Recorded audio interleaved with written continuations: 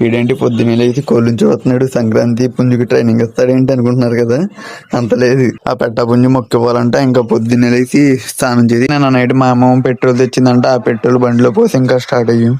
అలా location enjoy చేస్తా వెళ్తుంటే మా తాతయ్య ఆ గుడి గురించి పురాణాలు స్టార్ట్ చేశాడు. ఈ గుడి కూడా సరస్సు మధ్యలో చాలా బాగుండిద్ది. ఇంతకుముందు మా తాతయ్య వాళ్ళు వెళ్ళినప్పుడు ఈ రోడ్డు ఏం లేదంట, వంతెన లేదంట, లాంచీలు పడవలు ఎక్కెళ్ళే వాళ్ళండి మా తాతయ్య వాళ్ళు పెద్దింట్ల అమ్మ తల్లి గుడికి.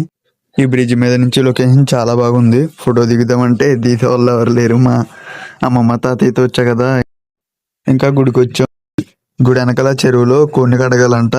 ఈయన కడిగి బొట్లు పెట్టినందుకు 10 రూపాయలు తీసుకున్నాడు. 10 రూపాయలు ఇచ్చాం. కోళ్ళు చూడండి ఎలా వణికిపోతున్నాయో, వాటికి కూడా చలేస్తున్నట్టుంది మనకిలాగి. ఇంకా కోళ్ళని కడిగేసి అలా గుళ్ళోకి వెళ్ళాం కోడిని ఇచ్చుకుని. ఇంకా ఎక్కడ దర్శనం టికెట్ తీసుకోవడానికి వెళ్ళాం. కోడికి కూడా టికెట్ తీసుకోవాలంట. 2 కోళ్ళకి 20 రూపాయలు అయినాయి. ఇంకా అలా లోనికి వెళ్ళి దర్శనం చేసుకుని వచ్చాం.